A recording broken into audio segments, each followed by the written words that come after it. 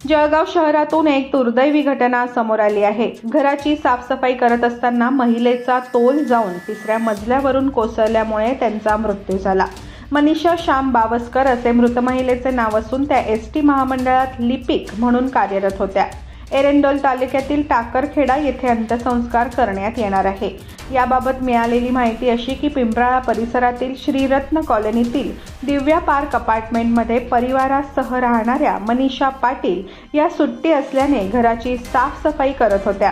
यावेळी घरातील उंदराला हॉल लगतच्या बंद गॅलरीच्या स्लायडिंग विंडोतून बाहेर काढण्यासाठी त्या गॅलरीत असलेल्या झोक्यावर चढल्या होत्या।